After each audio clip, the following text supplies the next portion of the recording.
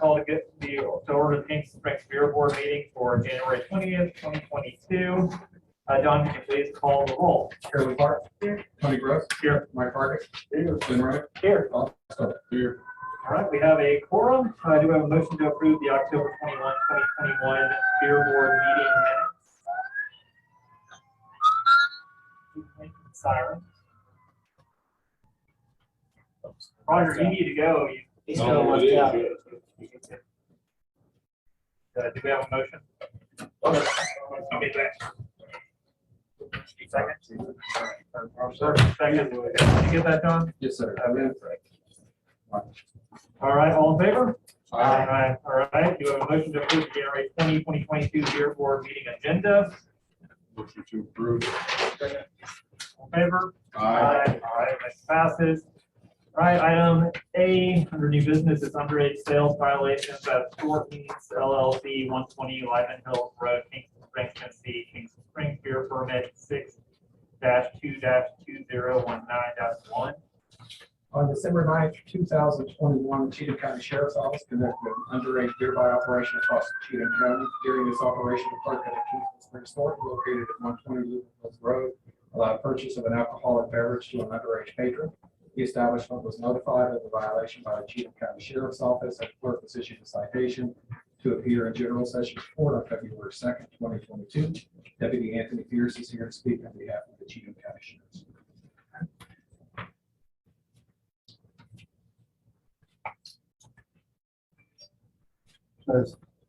Mr. Wallace. Yeah, you can swear you in. Okay. Do you solemnly swear to tell the truth, the whole truth, and nothing but the truth, so help you God? As Mr. Lawless said, on the 9th of December, the sheriff's office conducted the underage beer buy operations. We actually sent underage confidential informants into every retail establishment in Cheatham County that night that sells alcoholic beverages. And while at Thornton's, the confidential informant was able to purchase the alcoholic beverage from the store.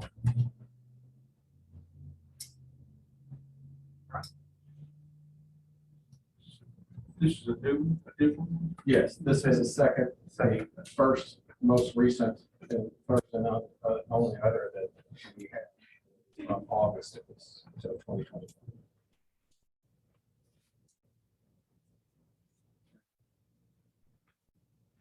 there anyone here from Thornton's?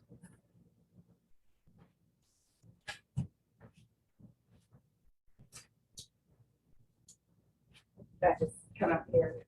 Sure. Okay. So this was actually a newer team member. I took over the store in October, and this was a newer team member that was hired on with us in November, who did actually have all of his testing and everything done that was required ahead of time. Since the incident has occurred, he is no longer with Thornton's, and we have went through and made everyone get recertified on their restricted sales tests and videos. And then also, after this happened, I was actually on the phone the next day with the gentleman that, I'm not sure if it was you or not, but the one that put the whole sting operation in place. And he gave me pointers that I can now pass along to my team to make sure that this does not happen again. One of those methods I understand is just simply scanning the ID, correct?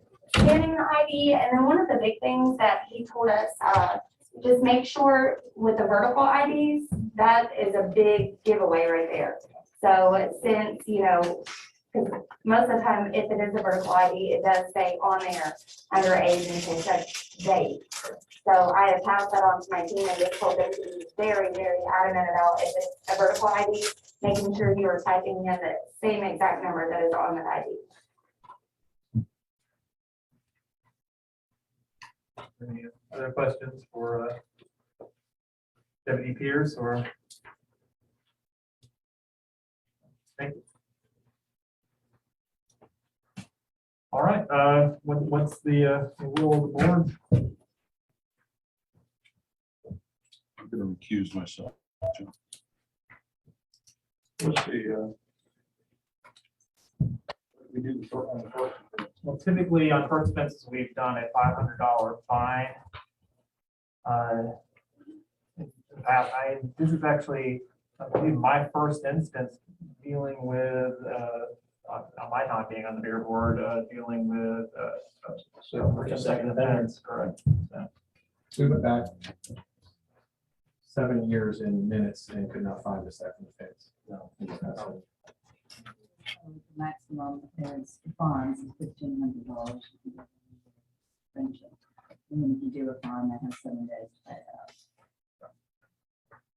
And a inquiry was done to the Alcoholic Beverage Commission, and they are not responsible. They are not a responsible vendor. So they haven't got through that program, so that means that permit suspension theoretically would be correct, because if they're a responsible vendor, then permit suspension is not an option. But if they are not, then that's also an option.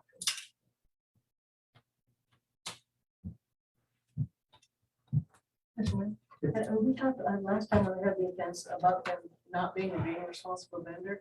Was there a time frame where they were supposed to go ahead and comply with that and be a responsible vendor? I believe that they kind of have the option to do that. It's not a requirement. It's something that they could seek. They may want to seek it in the future. And it's, correct me if That I'm is wrong. correct. So it's not kind of, wrong. it's up to the vendor. If they choose to do it, then, it gives them, of course, there's some extra requirements that hopefully prevent them from having instances like this, but then at the same time, it also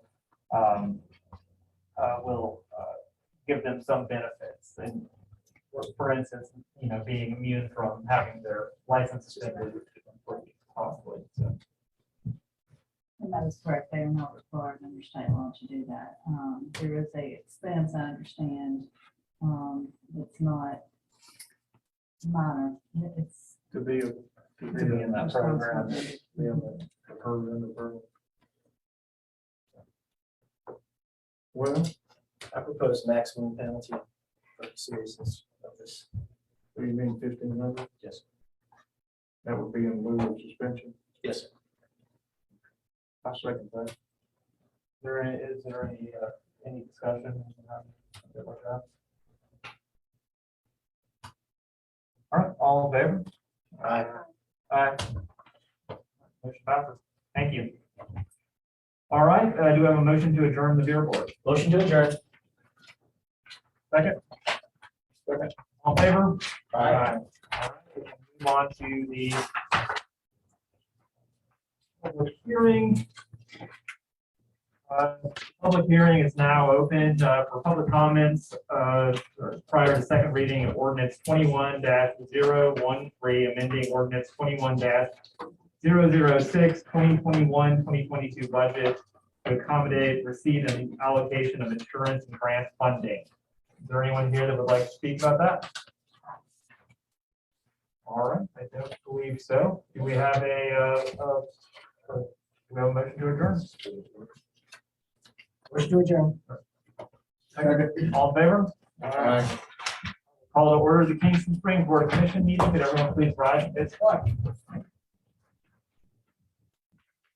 Allegiance to the flag of the United States of America and to the republic for which it stands, one nation, under God, indivisible, with liberty and justice for all. Don, could you please call the roll? Carolyn Clark. Here. Tony Gross. Here. Mike Hargis. Here. Glenn Remick. Here. Also here. We have a quorum. Do we have a motion to approve the December 16, 2021 City Commission meeting minutes? Motion to approve. Do we have a second? Second. All in favor? Aye. We have a motion to approve the January 20, 2022 City Commission meeting agenda. Motion approved. Second. All in favor? Aye. All right. Announcements from commissioners. You? Nothing? I praise for the city employees taking care of all our roads and our surf meet. Just not Yeah. crazy weather. These guys are amazing, and everyone, I've not heard a single negative comment. But I know, and I almost walked out the door right as we were going to offer our praises for his good work, so we'll have to be sure to get to him. Bob? Well, I was just gonna say the same thing. We give praise to Bo on the fact And his team, yes. and his team. Mike? The only thing I would add is, of course, praise to good work to the public works, and also we should all wish Commissioner Remick or Vice Mayor Remick a happy birthday, because he is spending his birthday with us. Yes. So happy birthday. 55. 55. And old. All right, community input and concerns right now is, if you'd like to address the commission, just come up to the podium there, state your name and your address, and you're free to speak to the commission. First of all, this is not mine. I prefer PowerPoints rather than just speeches. But so be it. My name is Jeff Lorenz. I live at 241 Woodlands Drive here in Kingston Springs. And in reference to the article I read today about the AEDs in Burns Park, I know the good things with AEDs. With that being said, let me say this. First, I'd like to say I am a certified emergency first responder, as well as certified in AEDs and CPR, along with I teach that in the summers as well. So I'm very familiar with them. I have to be recertified for this every year, both for when I teach it and just my job in general as a high school teacher. The biggest concern we usually get from teachers is they hope that they never ever have to actually use them, just because they're afraid of messing things up. I was talking with my mother also today, which she took a little one class at her church and had the same concerns that, yes, I sort of understand how they work, but I don't really, I would hate to have to actually use one.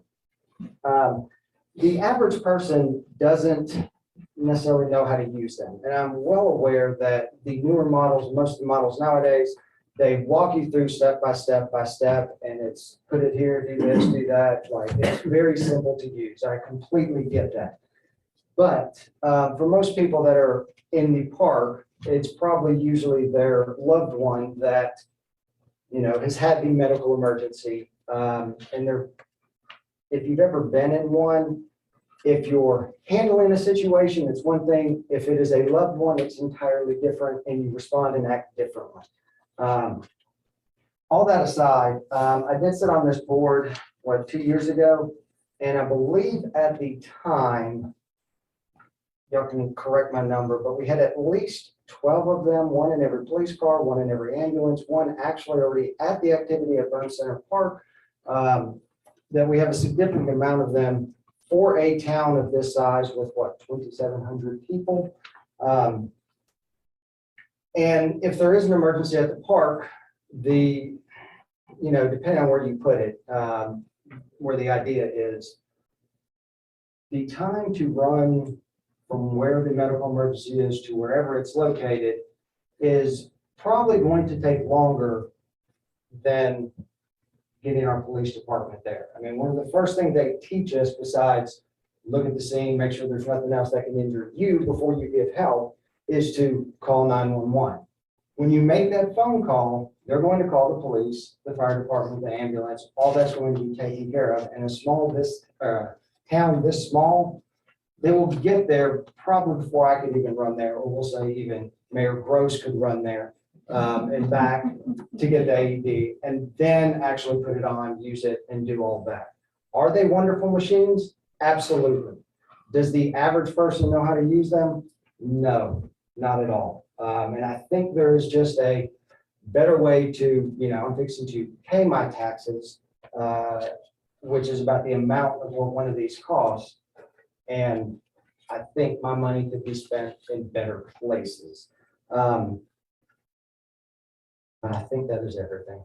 And I'm also going to run out of here because I have dinner waiting for me. Thank you. Thank you, Jeff. Is there anyone else that would like to come up and speak? Good evening and happy birthday. I appreciate this opportunity to speak before the commission this evening. My name is Lisa Stone, and since 2004, I've been a homeowner at 1049 Ridgecrest Drive. I'm also the owner of a video production business. Both my home and business are within the Kingston Springs city limits. I do feel privileged to have lived here and worked and raised my family for the past 18 years. I am here this evening to speak in favor of Commissioner Clark's proposal to add a platform for public input on items that are up for discussion by the commissioners. Once the presentation has been made for a specific agenda item and it's been laid out and you all have had a chance to ask questions, and you've discussed it. So as it is now, members of the public, like myself, can make comments during a public comment hearing, such as the one we're in now. And that's a great platform that you provide to the community. But if citizens were allowed to comment after hearing specific details about certain proposals on the agenda, it stands to reason that the comments would be more focused and pertinent about those items. Been a journalist for decades, and in my years in print and radio and television, I've noticed that there's always a group of individuals that seem to be more engaged than others. These are people who may not hold elective office, but they're far more engaged, and as a result, everyone benefits from their energy and their interest. These are people that show up at meetings like the one we're at tonight, and they care what happens at a grassroots level. So, as Commissioner Clark notes in her proposal, members of the community are the ultimate stakeholders in any of the decisions that you all make here. I, for one, appreciate the time and dedication that you all spend to run for office and spend a Thursday evening here away from your family to deal with the matters of the community. But I believe that this change would encourage more involvement from Kingston Springs residents and lead to a better community. One thing I've noticed through my years of interviewing everybody from governors to U.S. senators to the custodian who sweeps the floor, everybody wants to have their voice heard. And I feel if this proposal was adopted, that everyone who takes the time to engage would feel that their voice was heard. Thank you for your time. Thank you. Is there anyone else that would like to address the commission?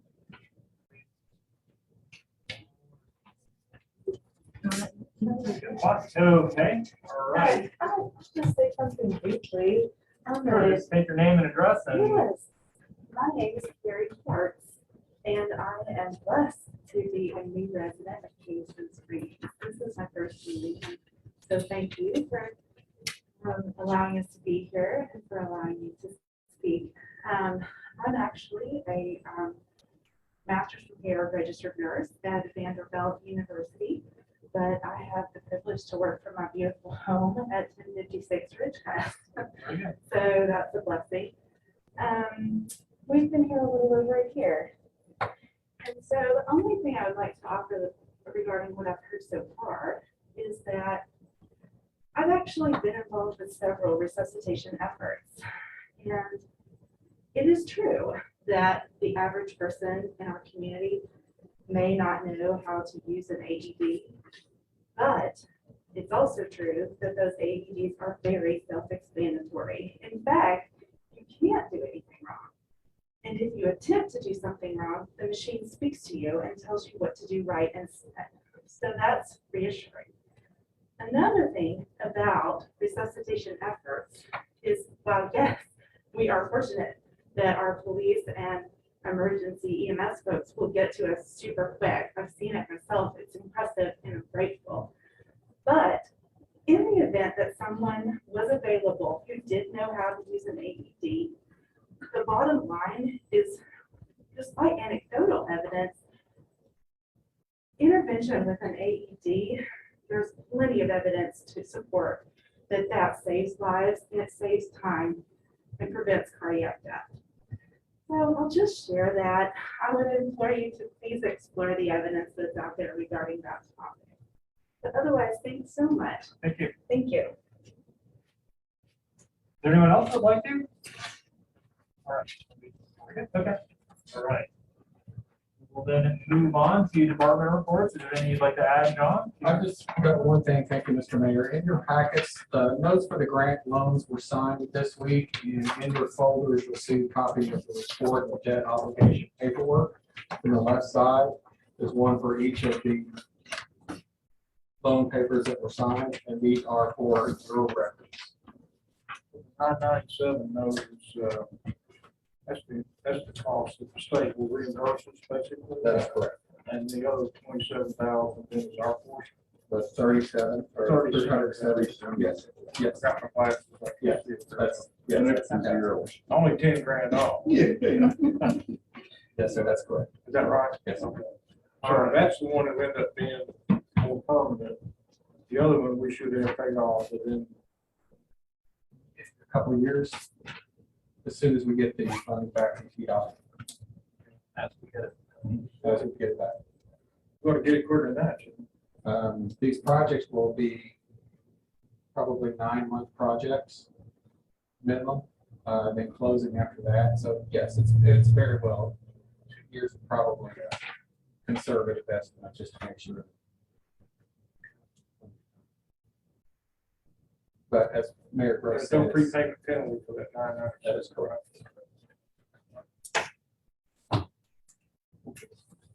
All right, very good. Well, we said all kinds of really nice things about you, but you weren't here. Welcome back to the meeting.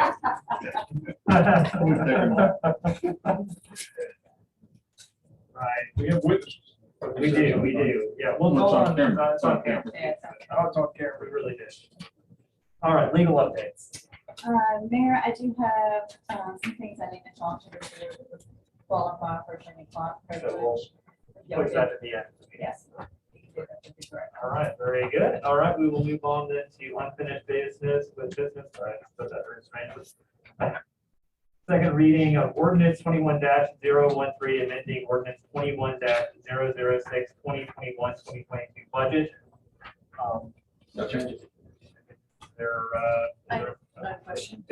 Last week we spoke about the first part, the 18,250 coming out of fund balance for the park budget for the purpose of the flood debris, and then FEMA is going to reimburse us. Yes. Does that need to be put down in writing? It's just for control and accuracy purposes that the reimbursement is pending and will be put back into the general fund? It'll be noted in the minutes, but not in the budget ordinance, Okay, the budget amendment ordinance. so it's precluded from being in that? Yes.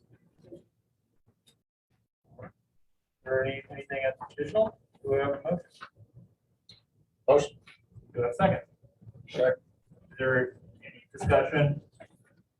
Hearing none. John, could you please call the roll? Carolyn Clark, Yes. Tony Gross, Yes. Mike Harkins, Yes. Lynn Rivers, Yes. Rob Phillips. Yes. Motion passes. On to new business, and we will get the first item, which we've already had a little bit of discussion for. It is a discussion of the town providing publicly accessible first aid kit and AED devices in LL Burns Park. This item was presented by Commissioner Clark, so. Thank you. This first started out as a wanting to put a first aid kit in the park. I do miles and miles around that park in the last years. And probably at least 5 or 6 occasions, there's been a time when I've come across a child with a bloody knee, scraped elbow, and like sometimes bothers me, not what's from me, but it's from someone else. So we run to my car and get my go bag, and we keep gauze and ointment and bandage and stretch bandages in there. And I've had to use that numerous times. And I remember one time it was a bunch of kids who were alone. There was no adult with them. And it was a fairly bloody knee. So I was glad I had all that with me. And another time, the bathrooms were closed for the winter. So I was glad I had the antiseptic ointment to clean it. Otherwise, it just would have gotten debris in it. And so it started out as that. And I started researching, and I came across articles that I can't remember what state it was from, Massachusetts. There was a group of Girl Scouts who had done a project of putting a first aid kit in their city park. And they had taken got the wooden frame and mounted to the concrete building and then had built a weatherproof cedar box. And they had just everything in there with bandages, ointments, and just rudimentary stuff, nothing really technical. Although you could put tourniquets or something in there, but that's not the point of this. It's more just for all the kids to play in the park. And with the splash pad getting bigger and more kids in the park, the soccer program, I think would be really good. And I don't think there's been that many instances of vandalism in the park, and I think it could be put possibly on the concession stand up higher that, parents can get to it. And I discussed this with Carrie, my neighbor, and she thought, well, that's a good idea. What about AEDs? So Carrie gets the credit for AEDs, and I just thought, what to take that ball and run with it. And so I started researching that as well. And came across the instance that I really didn't know the difference, despite all the medical shows I've watched and how many medical records summaries I've done in the legal field, the distinct difference between heart attack and sudden cardiac arrest. And most people think that somebody goes out with a heart attack or sudden cardiac arrest, CPR is going to bring it back. It's not. CPR will buy time until a defibrillator from somewhere is applied and heart is shot back into the rhythm. And for research, it's in the first part of the statement here, according to the American Heart Association, 9 in 10 cardiac victims who receive a shock from an AED within the first minute will live, but every minute thereafter, their chances to survive goes down 10%. And some other research I had that national response time, national average for EMS is 7 minutes. So that's 70% chance of not living at that point if you don't get that shot. And we know Mr. Lorenz addressed the cost of this, and I had received some items from an outfit who does AEDs in New England. So they are used to having an outside, they are tamper resistant, and they are weatherproof resistant, and they're $850. That's pretty cheap for life, I think. And one thing I did want to read, a gentleman was supposed to be here, Dr. Joe Trammell, who during my research, I came across a story in Brentwood installing 5 of these in 3 of the city parks. And he was, 24. Up to 24 now. yeah, that's, I got that. But, anyway, so kind of picking on my groove here, but I reached out to Dr. Joe Trammell to see what he had done, because he was pretty instrumental in getting them in Brentwood. And he couldn't be here tonight, but he did send this, and I'd like to read it if I could, and it's his address basically to our commission. And he says, and when you read this, I hope that, Tony, you're reminded of you of South Cheatham Striders, because when this event occurred, they were running. Yeah. So it's good evening, Commissioner and residents of Kingston Springs, Tennessee. I am Dr. Joe Trammell, a general dentist in Franklin, Tennessee. I regret I'm not able to address you in person. A doctor's appointment at 5 p.m. in Franklin. I've been waiting for several weeks prevents me from being there. Commissioner Clark wrote me a letter in November 2021 asking me about a story she had read about in Franklin, Tennessee. She asked me if I could give a personal testimony on the value of the AEDs in our park system. I'm more than happy to help with this request. You see, this brings me back to an early spring morning, April 10th, 2017. I met 4 of my running buddies at 5:55 a.m. to begin running our typical 6-mile run, which we do every Monday, Wednesday, and Friday. At this point, we've been running for 4 to 5 years. This is the equivalent of a men's coffee club where we discuss the day's events. As we reached the furthest point from our start, Coach Doug Campbell quickly remarked he didn't feel good and immediately fell face first onto the grass next to the sidewalk. I got to Doug and lifted his legs, thinking that he had syncope, a fainting event. I quickly realized he was unresponsive, and a quick check of the pulse in his neck showed a very faint Freddie pulse. In my years of CPR training, I quickly realized that CPR should be started. I pulled out my phone and dialed 911. I started CPR and continued for several rounds. All of the time, I was trying to remember if there were any AEDs anywhere in our immediate area. There was a church a couple of 100 feet away, but at 6:30 a.m. on a Monday morning, I was sure that the building would not be open, much less have a functional AED. I knew that the AED could be the lifeline to reestablish a rhythm to Doug's heart, but I was unable to think of where one could be, so I had to continue CPR until EMS arrived about 15 minutes later. EMS worked on Doug for like 20 more minutes before loading him into the ambulance for transport to the hospital. I knew before they loaded him he was not going to survive this. We received a phone call a few minutes later that Doug had been pronounced dead at the medical center. For several days, I was in disbelief about the series of events. I had many sleepless nights, and I tormented myself with the question, could I have done anything different to save Doug? Obviously, the only thing that could possibly improve his chances would have been a functional AED to use. An AED would not absolutely have saved him, but it would have given him a much better shot at survival. An AED reestablishes a heart rhythm in a patient who must serve the cardiac event. Time is of the essence in this situation. As we discussed in the program memorial for Doug, we decided to fund the placement of AEDs in the park in which we run. I talked to Chief Goss at the Brentwood Fire Department and Brent Hetherington of Pre-Medics, an AED supplier, and released the money to place 5 AEDs in 3 of Brentwood parks. There are 3 at strategic areas where the park, where people are most likely to be seen, as suggested by Chief Goss. The city of Brentwood decided after the second year to take over the funding and upkeep of these units. I want to personally thank Chief Goss, Brent Hetherington, and all the people who contributed. Fast forward to today, we presently have 6 AEDs in the River, Tower, and Crockett Parks in Brentwood, Tennessee. These units will transmit a signal to Brentwood EMS if they are removed from their places. Our sincerest hope is that these units are never used, but the possibility of a sudden cardiac event or heart attack is a reality, and possibly anywhere in today's world. I'm told that the city of Brentwood has outfitted portable AEDs in each of their patrol cars because the first to respond in an emergency is generally the police. I would urge you to greatly consider placement of AEDs in your local park. A life that may be saved might even be yours. Thank you, Dr. Crowley. The other portion that I wanted to address was from actually Chief Goss, who is the Brentwood Fire Chief. And I had asked him about vandalism. I think when people have raised that, I asked him about the cost and whatnot. And he said, in the nearly 5 years we've had our program in place, we've had only 1 incident of vandalism.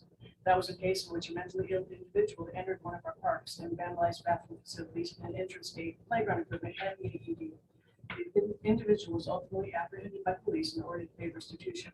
Damage to the AED was only the case at a cost of around $200. About 3 years into our program, we determined that purchasing rather than renting was a better option for us. These basic defibrillators are not expensive, and we use on-duty firefighters to inspect and restock them monthly. We budget for purchases and equipment in our annual operating budget. As you can see from Mike's email, this was his lieutenant, he sent an email as well. What started as a single AED purchase in the memory of the former resident will go to 24 units this year. One single life makes the investment worthwhile. So our totals are 21 AEDs with 3 more scheduled to be in service this year. The AED has been used, there's been 3 deployments, 1 actually used by a lay rescuer, vandalism, 1 incident. And then talks about the AED batteries draining faster in the winter weather. And so that may have necessitating the battery replacement more often. And I thank Chief Goss for all his help that he gave me on this as well. And I think for training, I think most people would be excited to be able to learn. I know I would love to be trained in this. And I think it'd be a good community event, and we have trainers in our facility. And Angel Carter is going to talk about the training that Vanderbilt has supplied as well.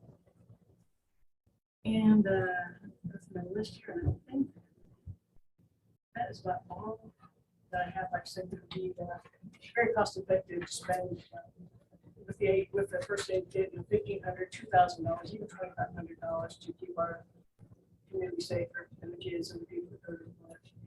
And we are very lucky, and I'm very honored to have Angel Carter here. And she is from Vanderbilt, and she runs Project Adam, which is automated defibrillators in memory of Adam. And she's going to talk about adolescent cardiac arrest, which happens as well, which we may not think about. Thank you, Angel. Thank you. So thank you. Like she said, my name is Angel Carter. I'm a registered nurse from Vanderbilt Children's Hospital, and but I'm here as a program coordinator for Project Adam, automated defibrillators in Adam's memory. We are a free community outreach program that's provided by Children's Hospital, and we work with schools and communities, churches, whoever really needs us to provide cardiac emergency preparedness planning. Most of the schools in Cheatham County are designated heart safe schools by Project Adam. We have worked with all of them. And so it seems like it would be a natural progression to extend this out beyond your school buildings to your parks and community areas, public spaces, so that you are prepared. I want to start out talking by sharing a story about a young man named Taylor who goes to a small private school in North Nashville. He is a senior this year. So last year, he started his junior year. This school had Project Adam come out, and but when I say Project Adam, it's me. It's a program of one and a medical director. But I went out and spent an hour with them and went over sudden cardiac arrest preparedness, recognition, how to perform hands-only CPR, and how to use an AED. We then talked through specifics. What if this happened during a cross-country practice? What if this happened during the school day? And then we also helped them run an AED drill where they actually had to deploy their AED and pretend to use it on a victim. And so 1 hour, we did all of that. That was on July 28th of 2020. On August 13th of 2020, this school called me and said, you just helped us save this child's life. Taylor was running cross-country practice, and he was in the parking lot of the school. He stumbled and fell, and so all eyes were on him because was a very obviously healthy appearing young man that doesn't stumble and fall in the middle of cross-country practice. He surged up real quick, but they said he had a wild look on his face, which this is your classic last surge of adrenaline as you're dying because your heart has already stopped beating, but you still got these breathing and movement reflexes. But in sudden cardiac arrest, your heart stops beating suddenly with no warning. And that is what happened to Taylor. And so Taylor collapsed again after that final surge, and his teachers could not get him to respond to them. He was not breathing. They began CPR, but because of the training we had done, they knew where their AED was. They knew how to get into the school building. It was after school hours. And they applied the AED to Taylor. I brought this just to show you, these machines are so incredibly smart. You open the lid or you hit the power button and they begin talking to you and they tell you exactly what to do. And the pictures on the pads show you exactly where to put the pads. And so there's really no guesswork involved. There's fear and there's panic, but there's also audible and visual prompts telling you what to do. And so if you look at this is that all AEDs have small memory sticks in them that record the event. So at 16 seconds after the minute, they put the pads on. This is classic VFib arrest. His heart was not beating. It was just quivering. And so it was not pumping blood to his brain and his organs. This is a dying young man that was just moments ago was running cross-country practice. 13 seconds later, this machine has advised a shock. At 37, which is 21 seconds after it was applied, it is arming itself for a shock. Here is the shock. So what an AED does, when your heart is just quivering in your chest and it is not pumping, it needs to be shocked by electricity, which stuns it, and it sort of goes silent for just a second. And then the hope is that it's like pushing a reset button and it will start beating again. So this is his heart going silent. This is CPR because you immediately restart CPR. And then here's a little blip of electricity. Here's a blip of electricity because his heart is trying to restart. And so then you look, the last slide shows right here at 21, so 1 minute and 5 seconds later, his heart is beating. 1 minute and 5 seconds after they put those pads on his chest, so that by the time EMS arrived, and it was a quick, like 8-minute response, which is low, his heart was beating and he was responsive and able to follow commands so much to the point that when the EMS got there, they did not believe that he had really had a VFib arrest, and they thought the teachers were kind of just like, are you sure you didn't just wiggle the AED and it thought you needed to shock him, but you really didn't? This proves, obviously, that Taylor was in a VFib arrest. That outcome could have been very different that day. And so people are always like, well, how often does this happen to young people? So the American Heart Association tells us in their latest release of statistics that sudden cardiac arrest, which is where your heart stops beating suddenly for lots of medical reasons that we don't have time to go into, it happens to about 900 people a day in the United States alone. If you do the math, that's about 365,000 people a year. It's a lot of people. 7,000 of those 365,000 people are young people, less than 18 years of age. Right now, the survival rate, according to the American Heart Association, is 1 in 10. Only one person survives. Taylor is one of those 1 in 10. But what they also say is that if we can use a publicly accessible AED prior to arrival of EMS, their chances of survival go up to 60, 70, 80% chance of survival if it's going to work. And so we are saving lives. These things are saving lives. When you apply them, they analyze if the person is in a shockable rhythm, it will advise a shock. But the really cool thing about AEDs is it will not deliver a shock if they are not in a shockable rhythm. So it cannot hurt someone. So all the fear of using them, we can dispel that. Yes, it's fearful because someone is dying. They're on the ground dying, but we're not going to hurt them because this machine is not going to advise a shock if they don't need to be shocked. And like she said, every 1 minute in delay, their chances of survival go down by 10%. So, any questions? Otherwise, that's really, I thank y'all for having me here, and Thank you. thank you very much. Thank you. Thank you very much.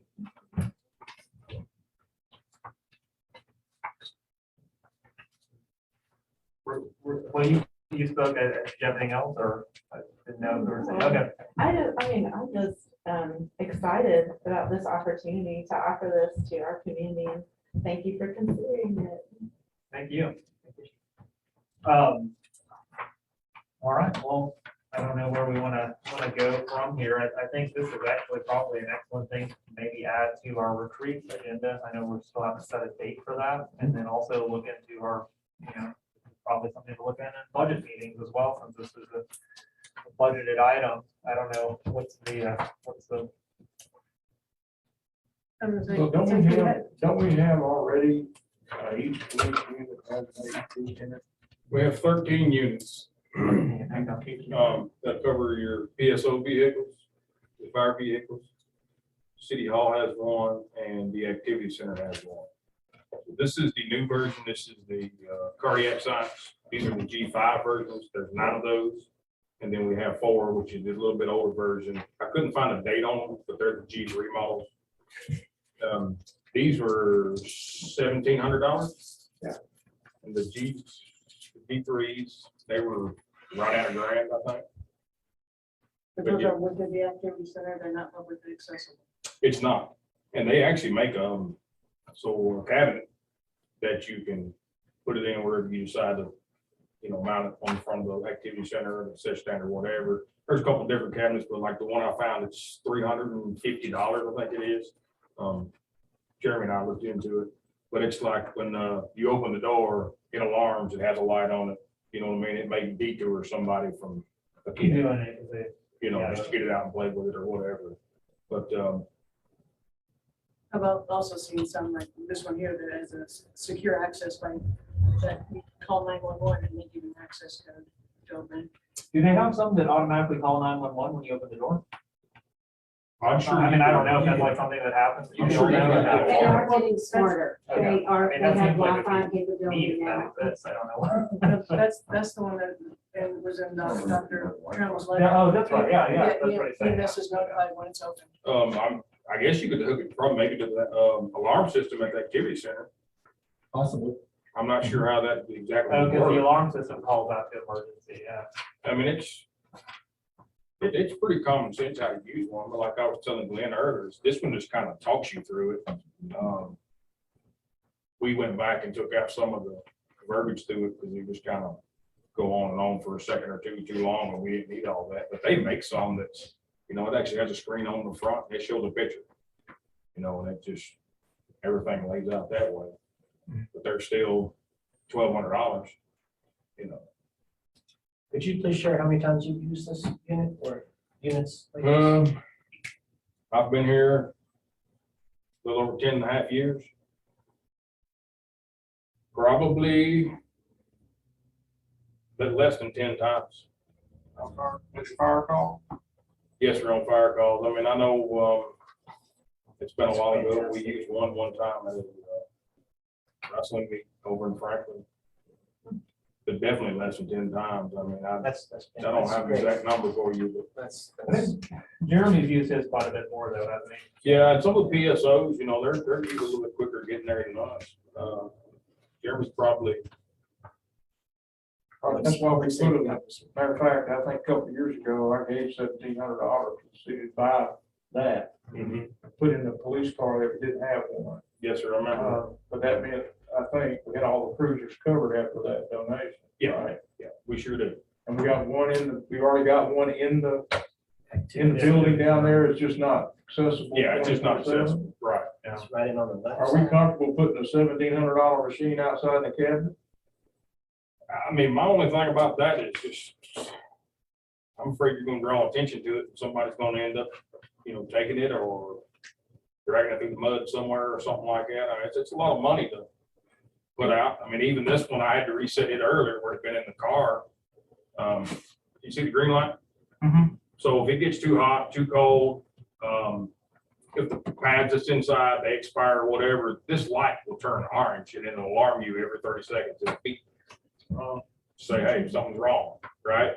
So I figured it was cold, but anyhow, I opened it up. Battery driven, I assume, right? Yeah. Opened it up, and then I can analyze it. But I can hold these two buttons and it'll tell me whether it's the pad, batteries, whatever its malfunction is. So I just reset it and it went back to orange. It doesn't sound like Brentwood's had much problem with that. So And they've got been I don't see why we couldn't take the one we got already at City Hall and put it somewhere where it could be used in an emergency. That makes a lot of sense. And then the first aid kits shouldn't be near that expensive.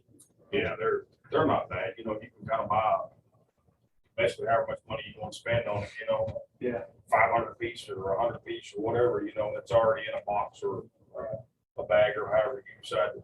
So where would we put it? We hang it on the outdoor wall? Is that what you're talking about, Carol? I was just thinking you could put it on the activity center where the one glass cases that doesn't get used would be a good place for the AED, and then a first aid kit could actually go on the concession stand, or they could be both be on the activity center, which also is a very visible area, so I think that would tamp down on anybody vandalizing. The only problem with that is, you know, if it's in the concession center, just like the ones locked up in the activity center. No, on the wall, mounting it. Put it on the outside wall. Yes, mounting it on wood and then a case, so. It just needs to be covered the best you can, you know, keep it out of the elements, keep it out of the sunlight. I mean, I honestly, I think of these two things. I mean, I'm less concerned with the AED. I think if there's some kind of, like you said, if you have an alarm or something that sounds, that's probably not going to. I mean, we do have some vandalism at the park. It's usually inappropriate drawings on the skate park. I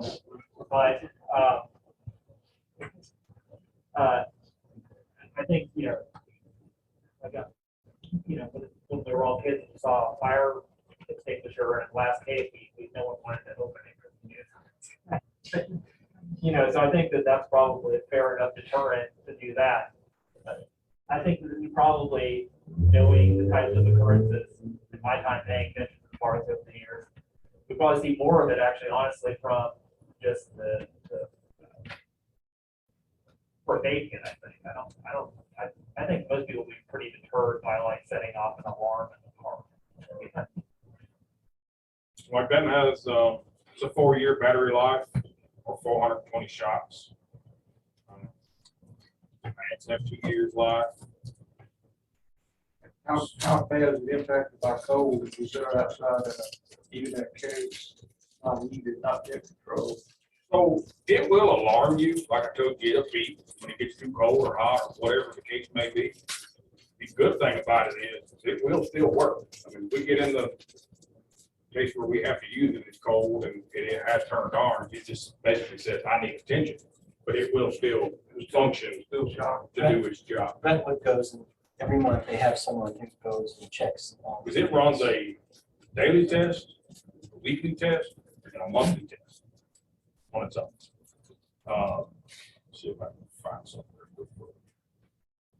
But if we were speaking of purchasing one, there are some that are weatherproof.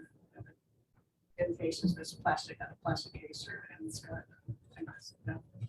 The case probably provides Yeah. some insulation and battery. Like I said, these are from New England, so I think they know how to deal with the cold. And the daily test is like it checks its pads, it checks its battery, just kind of the basic stuff. The monthly test is actually wrap itself up, kind of go through a series, make sure all the electronics are still working, things like that. Trying to see.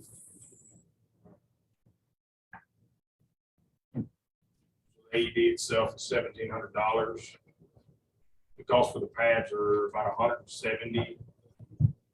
The batteries they were kind of all over the place. They were like between 100 and 150. That just happens to be from that vendor. Since I got lots of emails from different vendors after the article appeared in the exchange. And they were prices that were, I guess, some touted had the best prices in nationwide. So I think there's a variety of prices that we Has 90 minutes of internal memory capability. It has a pacemaker pulse detection. It kind of does everything. I know there's some out there, we kind of looked around just to see what other options were, prices and things. Some of them just as plain Jane as can get, you know. This is, I guess, a little more fancy.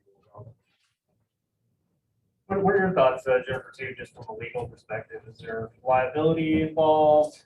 We put one in one park, is there liability for not putting one in another park, or? You do have the TCA code that was attached and. Yeah, the Good Samaritan one. And that gives you some protection. You know, of course, anybody can sue the city for anything they want. And can't be 100% proof as far as liability is concerned. You know, it would make sense if you have it at one place that you have it somewhere else.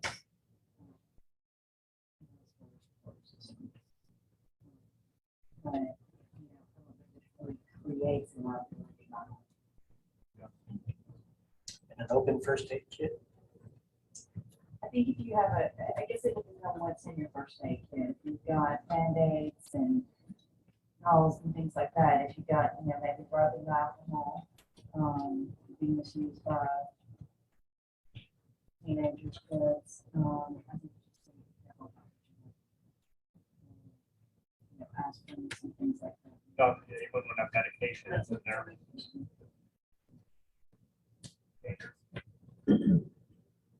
I think this would be good to have both things in the park, especially before the splash pad opens.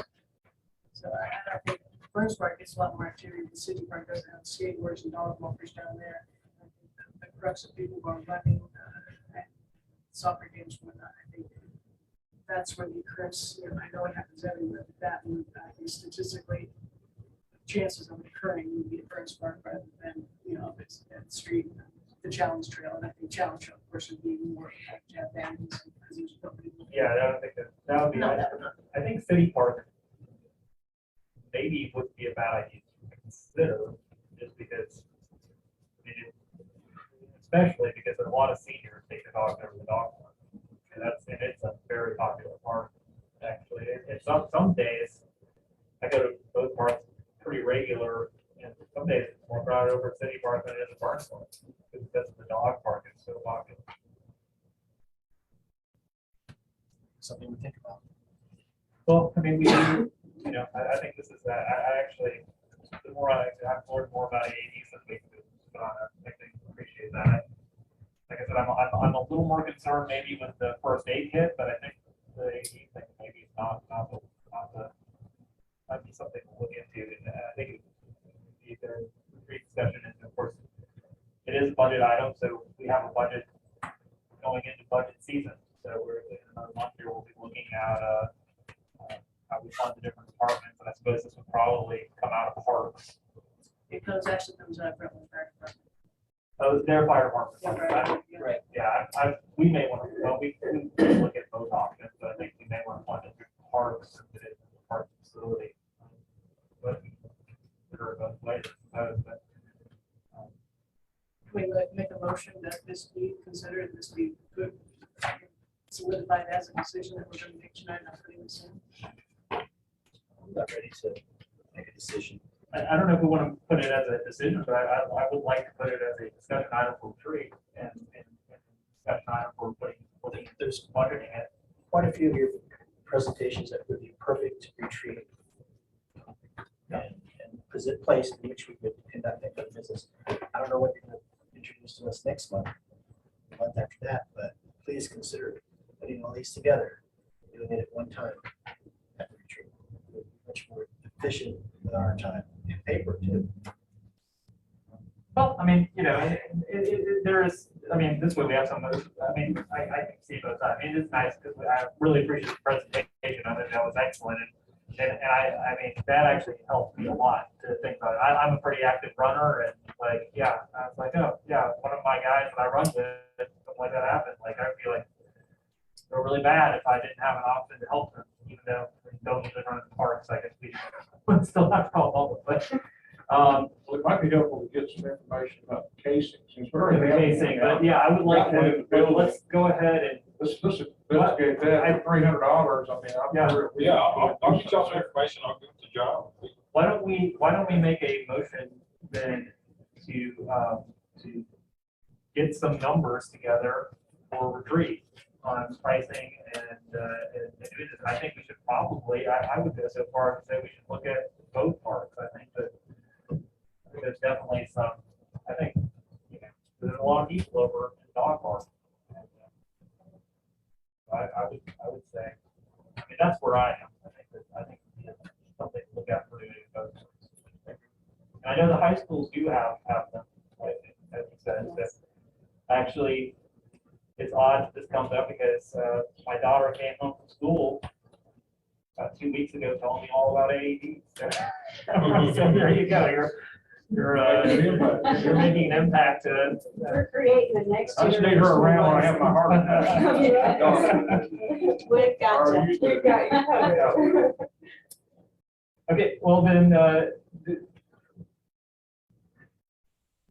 although I rarely make motions, I make a motion that we direct staff to pull some numbers and look at location and placement of AEDs and first aid kits in both city and Burns Park.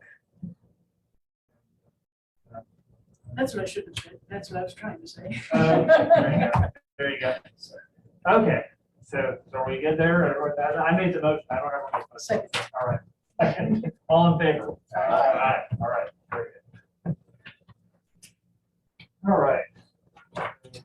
Move on to item B, which is discussion of the FEMA fixed cost offer related to Acorn Court Pump Station, and then of course the new information. Let's see. Thank you guys. Thank you so much for coming.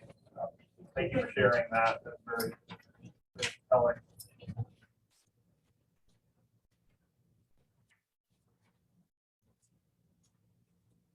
Thank you, Mayor Gross, and I apologize for the late information that I was able to send everybody this morning. I was trying to get information from FEMA to answer a few questions and didn't get that until this morning. Apparently, the fixed cost offer is not something that is normally presented to clients by FEMA, but apparently in our case it was. I think initially from our discussions today, it was submitted inadvertently, but somebody clicked the button and here we are.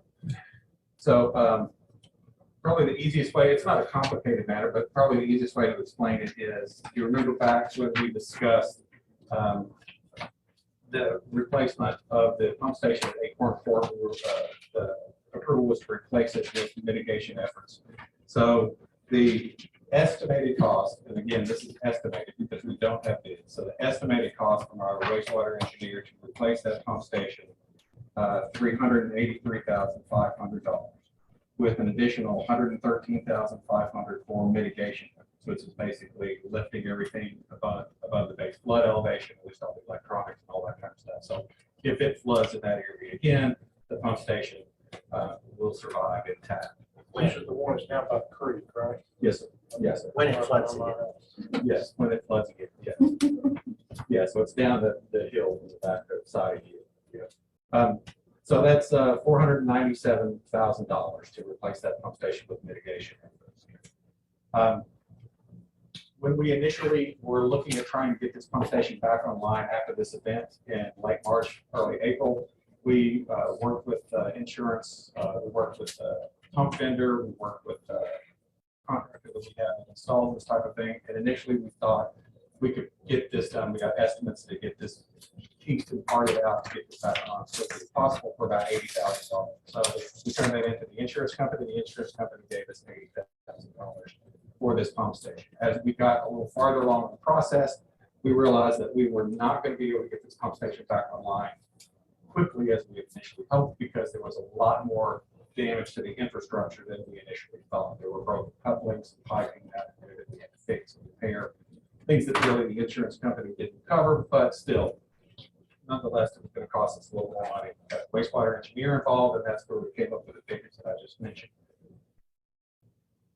I've started to work with the insurance company. That pump station is on our insurance schedule for just south of $260,000, $259,000, what it's on schedule for. So I've gone back to the insurance company and explained this to them, that initially $80,000, thought $80,000, as you can see now, is not going to cover this. So they've reopened the claim.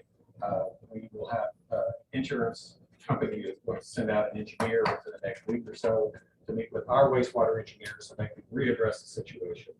So they can redetermine a value for that pump station to have us get that replaced. So I tell you all of that because in that number that FEMA gave with this fixed cost offer, they looked at what's on the insurance rate schedule, that $259,628. They've assumed that the insurance company would give us all of that money, so they have subtracted that from their total. So that is, and FEMA just covers 75% of everything above what the insurance company would pay. So whatever the insurance company pays you, whatever is left to replace that pump station, FEMA will pay for 75% of that cost. So that breaks it down to the federal share, which is on that document that I gave you, $178,029. So that was on the electronic budget you sent us in this package. yes, sir. It's in this. It's on a separate sheet. It's separate little packet. Right Looks there, like right? this. I misplaced mine somewhere along the way. That's a copy of the information that I sent you. And it's got that. No, he was on report qualification. It's got those numbers on there. All was on, right, got it all there. So on the next page, and this is the information that I was waiting on, that it took a little while to get. A fixed cost offer. What happens if we accept the fixed cost offer? What happens if we don't accept the fixed cost offer? Are there any other alternatives? Fixed cost offer is just like anything else with FEMA. It's nothing that we're not going to receive anything up front. All of this is after everything is completed, after all the invoices have been tabulated and submitted, then this information goes to FEMA and then they work out the actual payments for us. So nothing would come up front. My initial thought was, well, fixed cost offer. If we say yes, are you going to cut us a check next week? That's not the case. It's still everything's at the back end of everything. So the pros of a fixed cost offer, as I mentioned, that if let's just throw out some numbers. So let's say the fixed cost offer was $200,000. If it was going to cost us $150,000 to fix the pump station, we accepted that fixed cost offer of $200,000. That extra $50,000 we would be able to keep if we applied that $50,000 to some other FEMA approved program, which there are many. So that's the benefit of a fixed cost offer. If you think your project is going to come under that cost, accept the offer. That way you get to keep any extra money and use it to some other project that would be FEMA approved. However, this project doesn't seem like it's going to come in below that fixed cost offer. The other option is to decline the fixed cost offer, and this is what I was waiting for answers this morning. What happens if we decline? Is it this is the only offer you receive, and if they decline, they walk away from the table, or if they decline, does it go back through the process? And I found out that information this morning, that yes, it kind of starts this process over as far as FEMA is concerned. If we decline this fixed cost offer, they basically start all over, they reassess, they readdress. So the downside of that is that it puts us back several weeks, if not a few more months, in getting a final decision from FEMA on costs. and getting this pump station underway. And then I worked with them this morning on a third option, which is option C, which is basically a wait and see approach. As we discussed, we're working again with the insurance company to see how much money the insurance company will actually, in the end, finally get us. They might say, sorry, you signed for $80,000 and that's all you're going to get. However, they are going to send out an engineer that is going to work with us and look at that pump station to see if there's anything else that can be done. So there is a possibility they're open to actually giving us more funds to actually replace that pump station. FEMA was okay, and they have now put this fixed cost offer on hold. We did have a due date on a yes or no for this particular offer for the 25th, I do believe. It's Tuesday of next week. They put that offer on hold, basically put it in limbo until we can get some additional information from the insurance company, a final total from the insurance company that says, yes, this is the amount of money that we're going to give you, whether it's the $8,000 that we've given you already and that's it, or it's going to be some additional funding. Once we know that, we can then submit that information to FEMA. FEMA will then reassess their fixed cost offer and represent it. So from the information I received this morning, that would be my suggestion to the board, would be to wait until we had firm numbers from the insurance company. What kind of timeline does that put us on if we go with, say, option C?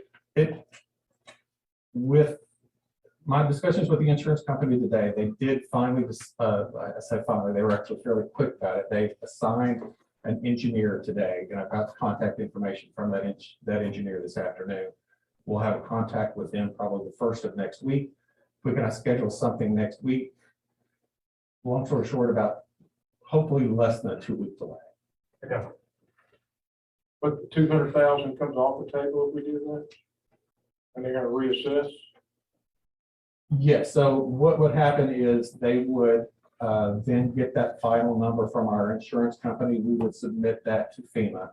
They would then recalculate their final offer because they're only going to pay above what the insurance company will pay. So if the insurance company gives us 200,000, we need 300,000. FEMA will pay 75% of that extra.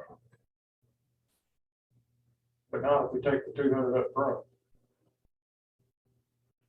Right, that was just an example, wasn't it? Yeah, that's just, I'm not Just an example. sure I The understand. fixed offer they offered is how much? FEMA? The fixed offer that they offered us is on this first page, and it's $178,029. So about 180,000, 178,000. So if your company decided to pay the total loss, that would be another 280,000, correct?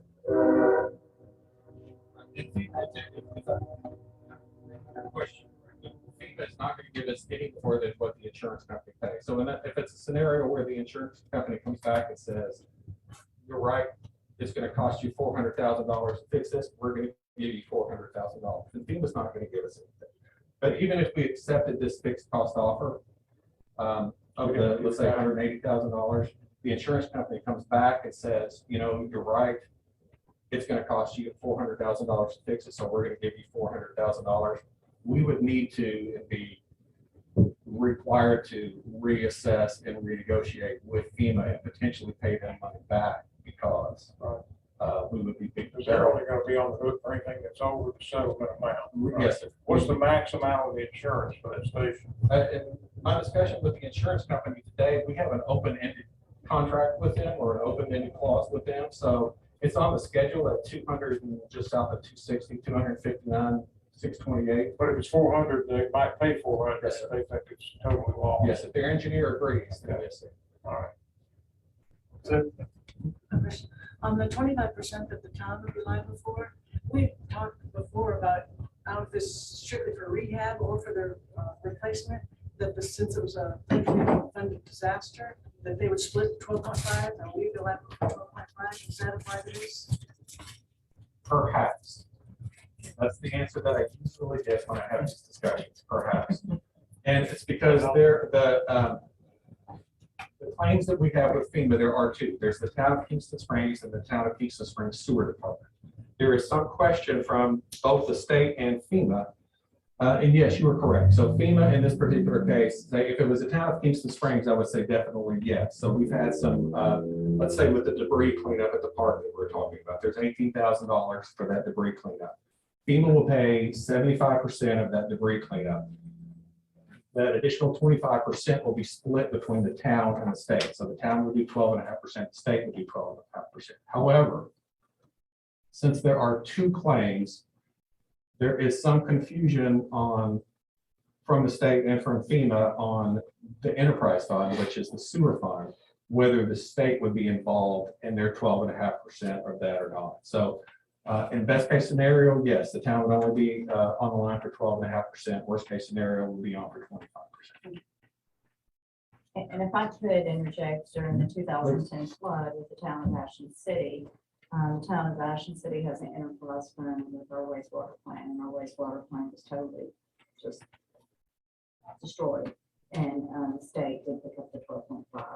Now, I can't promise you that would happen in this circumstance, and you know, that was 11 years ago, and it's FEMA and it's the state, and they did what they wanted to, but they did pick that up. Yeah. So if the insurance company decides to pay the total loss, then we wouldn't get anything from FEMA or the state. Right. That's correct. For in this particular project, that's right. They would Because not pay. 280 is not a limit.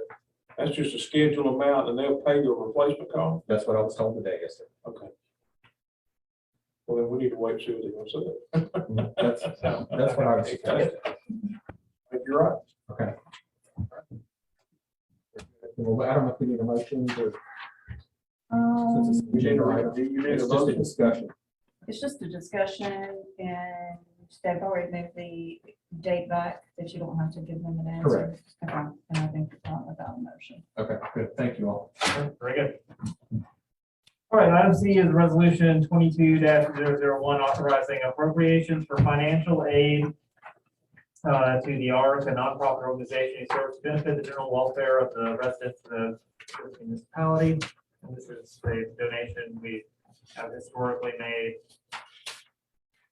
to help with Meals on Wheels. And Mr. Mayor, the only thing I would like to point out is on the resolution itself, last year, the amount donated to the ARC was $4,500. You'll see in the packet that the letter from the ARC actually requested $5,000 this year, but the resolution indicates $4,500, but that's the will of the board as to the amount that we would leave it that way or change it, whatever the board decides.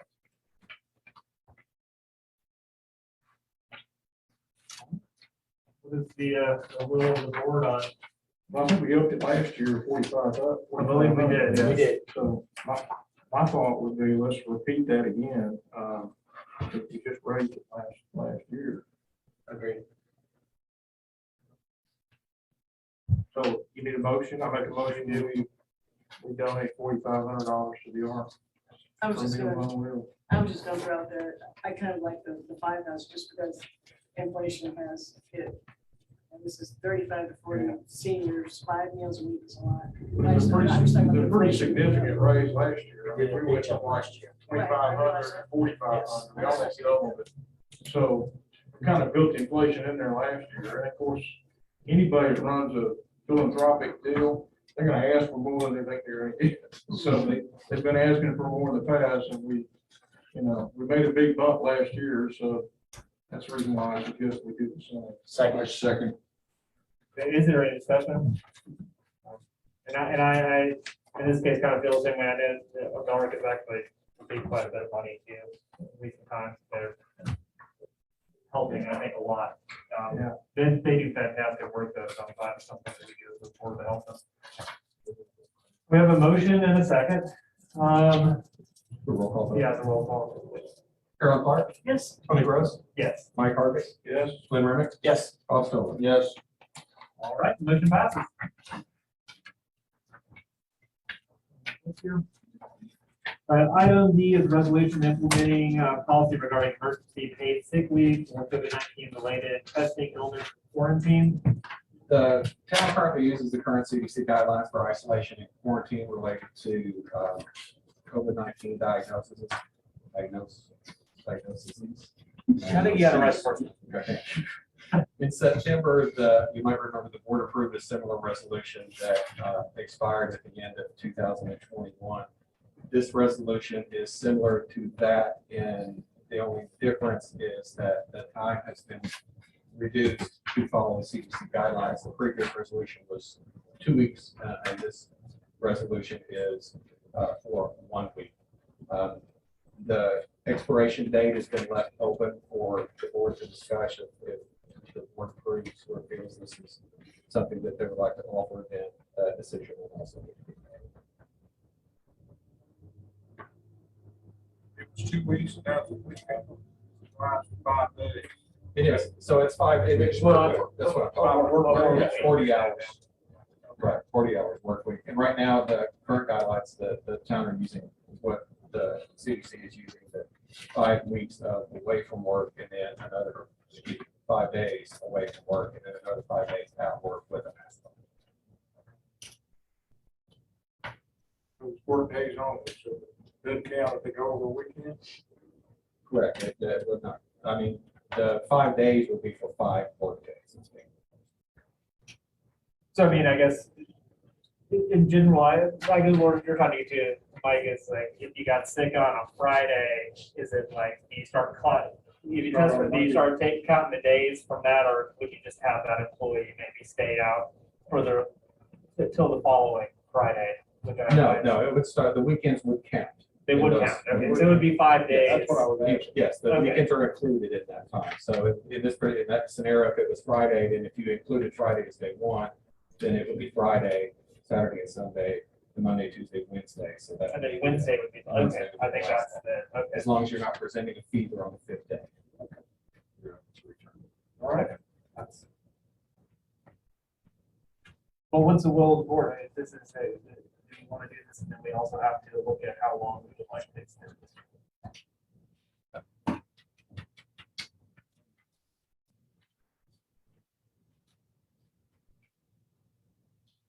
1 year. Bob, you have studied that. I think you have some experience, maybe. So our company at this point in 2021, they paid sick leave. In 2022, you're able to use your own sick days, but they will not pay emergency sick leave. And that's what we're doing for corporate.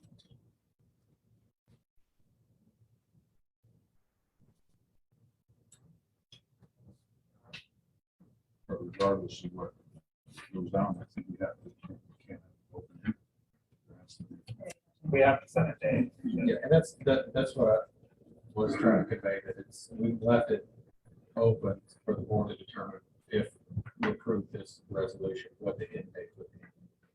So, I mean, we could put it at 6 months and reassess. I mean, the thing with this is we can always extend it, right? I mean, if it expires. So we can do that, or we can put it at a year, and reassess it in a year. So, I mean, I pray to God we aren't reassessing it in a year.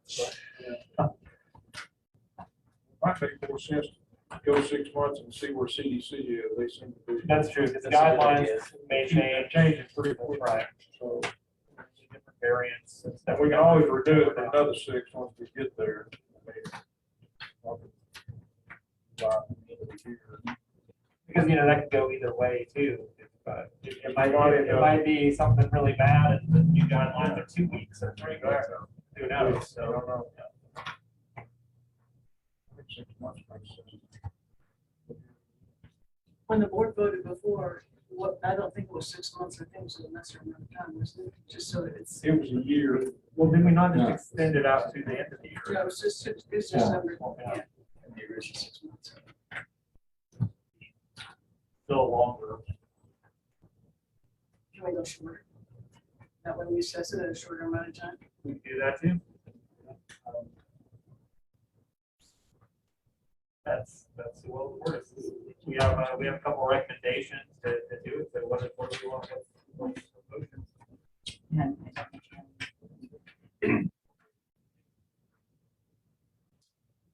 I think that 6 months seems to be a good compromise. So making a motion Motion. Are you making? Motion on 6 months. Is there a The boss in the motion. Yes. July 31st. Somebody make it. Yeah, or no, 6 months, well, 6 months from the first year would be June 30th, right? Make a motion, Now, motion to approve 22-002 till June 30th. So is that your motion? That's his motion. That's his motion. Okay, so we have a second. Second. All right, is there any discussion now? I would like to propose 3 months, but. well, I tell you, if we do it at least 2.5 a year, if something changes with the CDC, they say, well, we're gonna eliminate all restrictions, which could happen, I guess. We did it written today. You can always come back and then remove the resolution with another vote. So I mean, at least for 6 months, if nothing changes, we don't have to mess with it again. You don't have to mess with it. Yeah. It's already secured in place for our employees. Yeah, what would be the process if we need to revise this? Exactly. That's what I'm trying to think. I mean, that is a valid. That's not likely. That's not a likely scenario. I mean, I'm not saying that Yeah. it is, but I mean, it could happen, I guess. But I think in 6 months, we probably will need to extend it a little further. But I don't want to look at it before. You should have to have a resolution. Problem is, you kind of set a precedent. Yeah, I mean, if we set it at, I see that if we set it at 6 months and we did want to make a change to it, then we'd be saying, oh, no, I'm sorry, actually, we're changing our mind. So, I don't know about that. we're setting an expectation that it is there. So I don't know. I like it, benefit package, and you take away some, private employers typically are not paying that now, a lot of cities are not paying that, so. But then if you're gonna get it for 6 months, it's 6 months it is. Yeah. If you want to short of time and you revisit it, you would have that. That would be my concern.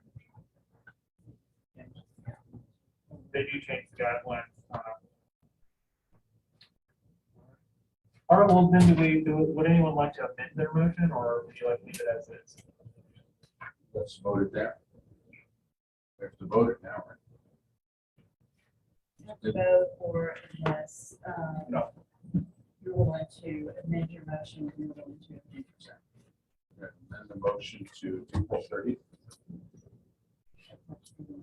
Really good with the calendar over there, the mental calendar, the present box. Oh, you can, okay. Or would you amend your second? I'll amend my second.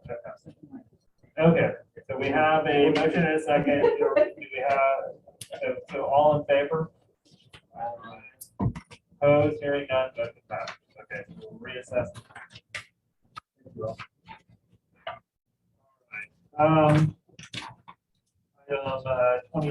Item E is 22-003, establishing public speaking procedure for public meetings and timing. As we work to increase our public participation and input in the meetings that we have, both with planning commission, board of commissioners, we thought it essential to put procedures in place that would really outline best practices for this public input. We looked at other municipalities around the area and around the region, see what their practices were, and that's the basis for the ordinance that is before you. So is it change? It's a resolution, I'm sorry, resolution, my apologies, resolution is not a change. We did not have procedures in place, but we felt like it was something that was needed as we gathered more people to speak. We wanted to make sure that everyone had an opportunity to express their thoughts in a civil way. So that's why this information. So my only concern about it is like, correct me, I don't know if this board has the ability to apply this to the planning commission. Because it has the planning commission in here. I think the planning commission would need to do. I think the planning commission would need to set their own policy. I think I didn't catch that.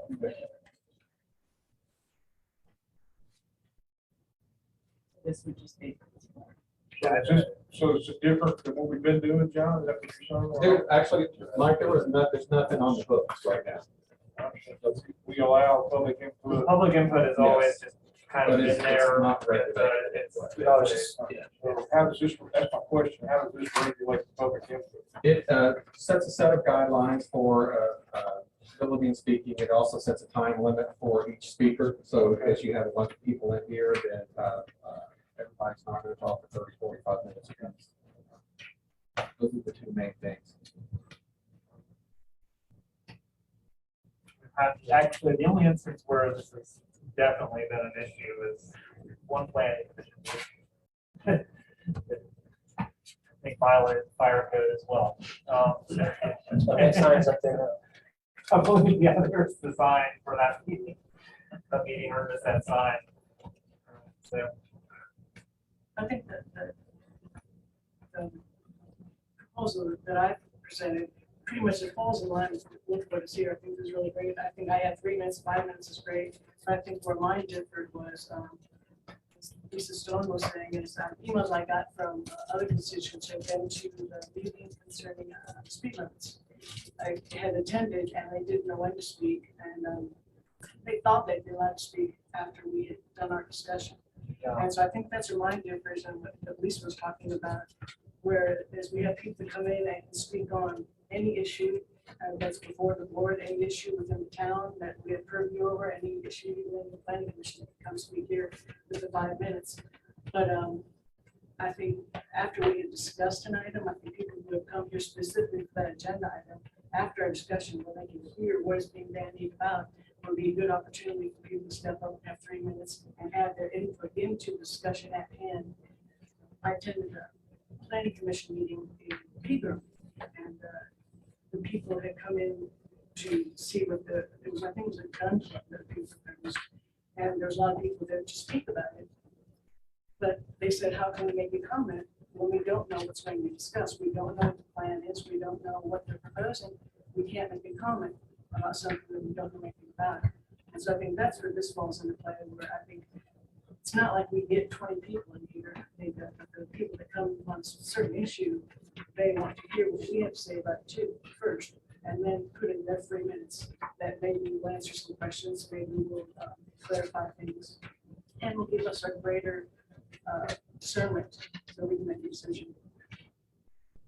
So just be, basically, I think the person, it was Jason Russell and Heather Lambert who had emailed me about this, and they said, 5 minutes at the top, 5 minutes at the end, according to the agenda item, as our 3 minutes or whatever the board decides would be. I think having it after the agenda item.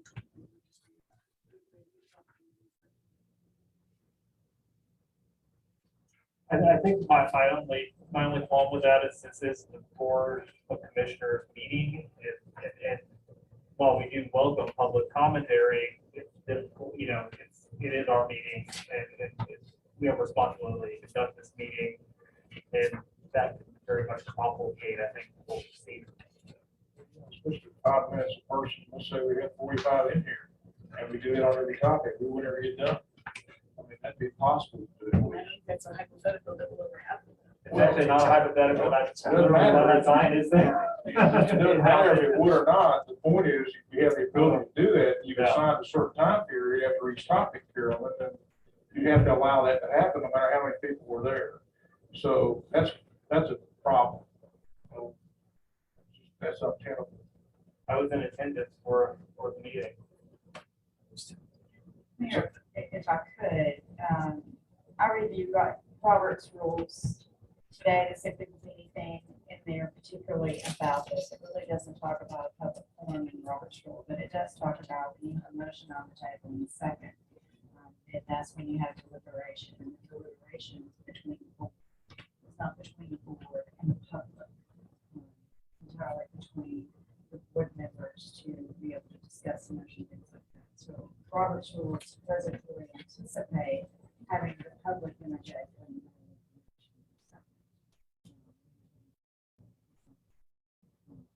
Most things do have the public.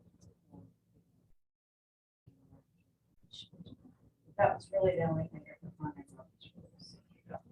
It's just kind of addressing how you. Yeah, I think I had that addressed at Robert's rules, that I had done research on too, stating that very same thing, that and even Tennessee law promises that people are able to attend, but they don't have a right to participate. But I think that's where we could step up and be different and let people participate. And I don't think that it was after the motions are made, the discussion should be had. No, it should be before a motion. After discussion is had, and then what happened after comes specifically to talk about this on the agenda. I have a certain complaints about that. People saying they don't come to meetings because they're just an audience. People don't come to meetings because they don't just used to speak. Besides just public comment.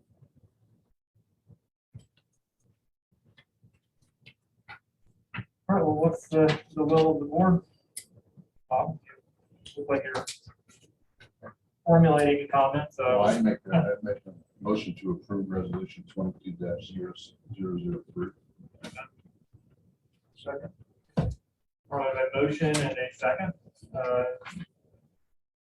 All in favor? That's without any amendments. That's what I assume you had no amendments. I have no amendments. No one else. A motion and a second. All in favor? Aye. Aye. No. All opposed? No. We have 3 in favor and 2 opposed. Motion passes. Okay. Move on to item F, which is first reading ordinance 22-001, establishing speed, sorry, I'm saying, I'm sorry, establishing speed limits on certain roads within the town limits of Kingston Springs.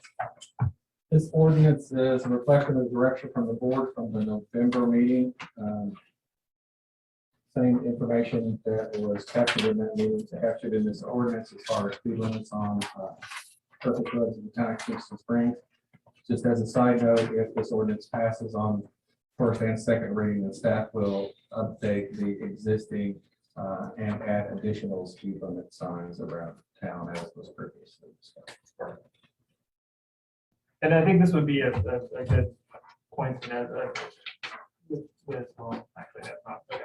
But this is essentially exactly what we all agreed on. I believe is everyone comfortable with the language here and the speed limits for the various roads. Yes. Yes. Very good. Do we have a motion to approve on first reading? Motion to approve on first reading. Second. Second. All right. All in favor? Aye. Aye. Motion passes. Okay. In my agenda is a book form, and turns out it's not the best way. All right, we're on to surplus items, which is Parks Department of the shade sales, which are going to, the motions are motion to discard. Are these the ones from the dog park? They are. They got snow, snow. That'd be good. I was wondering how they. Yeah, I know, it's unfortunate too, because how long did those last? They were very inexpensive to begin with, Okay. because we weren't exactly sure how they were going to work. They So should they were- held a lot of snow. People want them now. They put them on the. Oh, yeah, well, those will be definitely, it's bad. It was all. I didn't see them with the snow. Yeah, they'll be back, and we'll make sure that next time we'll take them down prior to getting the letter. Yeah, well, there you go. I guess you live and learn. Motion to properly dispose of. All right, do you have a second? Second. All in favor? Aye. All right, is there any other items for discussion only? I would, Mr. Mayor, if you don't mind. Oh, actually, we need to, oh, go ahead. Okay, I was going to talk about retreat. We need to set some retreat dates. Okay. If everyone has a minute, and just to, you don't have to make a decision this evening. I'll send everyone an email. We, of course, can make a decision if you would like, but we are getting close to the time that we usually have retreat. Actually, we're a little late at setting dates, but we're looking at getting some additional information, some training and that kind of stuff. So we have a couple of possibilities, and I'd like to throw out an additional option just to see if it's something that would interest the board. But right now, we're looking at the dates Friday, Saturday, and potentially Sunday, February 18th through 20th. and the same Friday, Saturday, and potentially Sunday of March 18th through 20th. I indicated potentially Sunday because especially at the last retreat, that the department heads felt a little rushed on Saturdays when we were kind of done and trying to get out of there. They felt like they would like a little more time sometimes to discuss them. We never utilized the whole day. Right. That was probably, okay. So it could, and we could go much later on Saturday if that's an option as well. February 18th? The 18th and 19th would be the Friday and the Saturday, and then March 18th and 19th would be the Friday and the Saturday. There is also an option, if we would like to do this as an experiment or something different, since it's getting later in the spring with our dates, that rather than having a full weekend of retreat, there are 3 or 4 large topics that we'd like to discuss. The splash pad and how we're going to manage the crowds and that kind of stuff. We'd like to discuss salary and wages with the employees moving forward and having a plan for that. We have several individual workshops between now and the 1st of April. Rather than having a weekend-long retreat, we would have 3 or 4 different individual evenings of a couple of hours apiece that would address one specific singular topic. So I thought I would throw that out there for consideration. But whatever the board would like to proceed with, that's what we'll make happen. I think that I could possibly personally probably make both of these weekends work, but I have to check with the official calendar, which is at home. That's joy. So, I'm not positive I have the March one actually more than anything, because I think there's a chance I may not be here. So February 8th. I think that's almost certainly going to work for me, but I'm unfortunately only good for March. I will be here in February. March may work for me. I just have to check. I wouldn't be out of town one weekend around there. I'm just not sure if that's the one. Okay. I'll send an email out tomorrow to everyone with these dates, and then we'll see what kind of responses we have. And then if these 2 dates don't work out, we're running against, we've already got activity center rentals where we've had to retreat in the past. So we're kind of running against some time crunch. We're also running against the budget. Yes. We're pushing it out further. So Yes. So we'll try to make something happen, but I'll send out an email tomorrow. That's it. Thank you. I have one more thing. We had talked last year at the retreat about specialty license plates, specialty earmarked license plates. And everybody wanted to do it, and I don't think that went anywhere. So I had contacted Senator Terry Roberts, and we were kind of got hung up on the nonprofit part of it, nonprofit organization. But they checked with the Department of Revenue and got the lowdown that we can, because I kept asking, can we have an arm of a specialty fund within the Parks Fund, or a specialty fund designated specifically for that? And they said, yes, if it is a fund to fulfill a specific purpose, it can be that. We don't have to be any kind of nonprofit organization.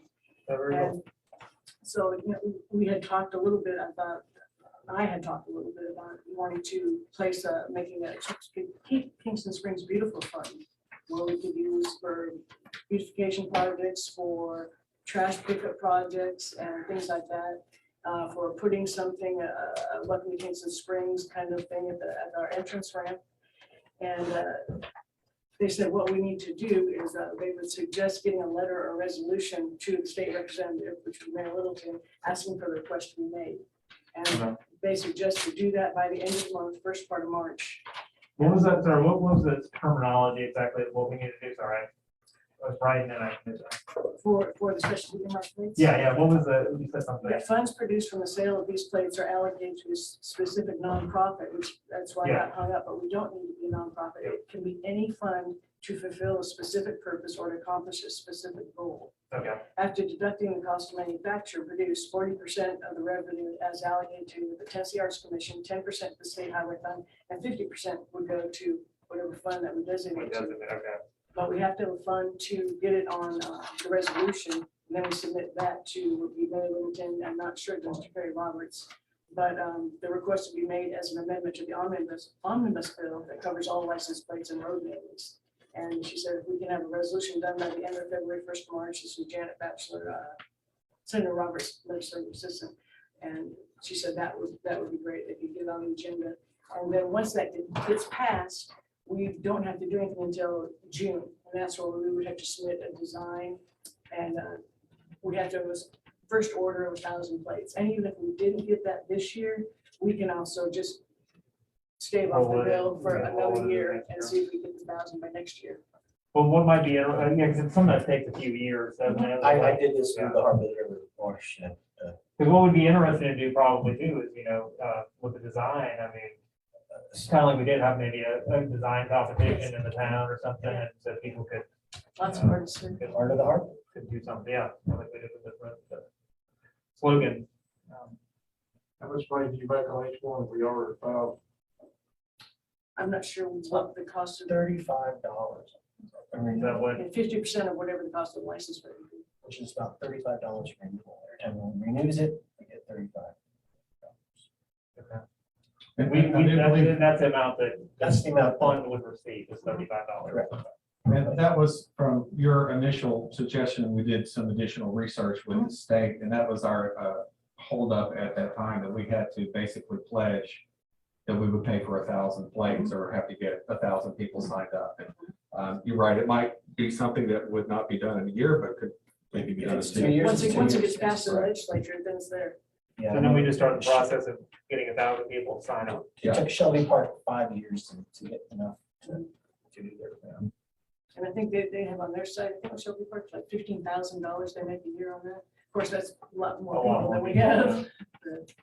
Well, I mean, I can see is whatever you make off 1,000 plates, at least you're gonna get that. That's your initial hit. And it's a one-time deal, right? I mean, you get the plate, you buy the sticker every year, you pay. Now, you pay, once you take one of those plates, you pay every year for the renewal. You pay a little That's- extra. Yeah, you do. I know, but it's not the same regular renewal you don't have a specialty plate, right? It's more, yeah. It's more expensive, that's where you get rid of it. All the specialty plates are the same price.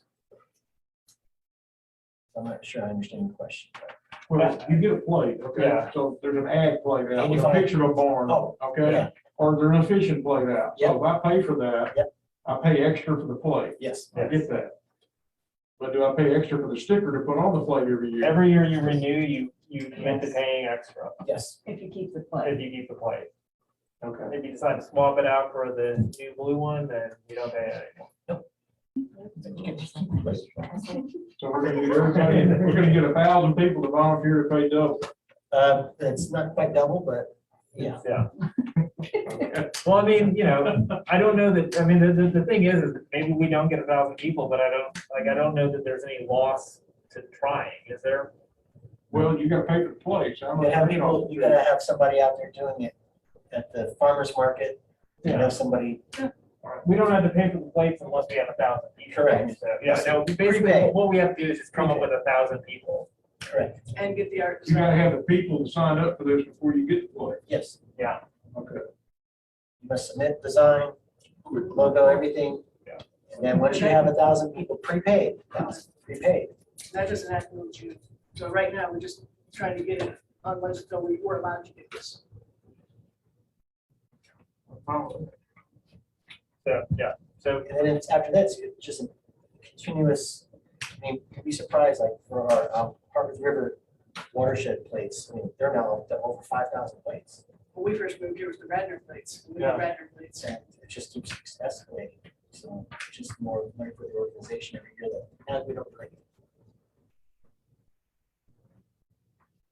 well, we can't, this is discussion only, but I think that there's, what can be drawn from this is we should probably get something together. Okay, so we have no reminders, and actually right now we are going to need to temporarily recess the meeting for an attorney time. So it was nice seeing everybody. Thank you all for attending. And so do we have a motion to recess?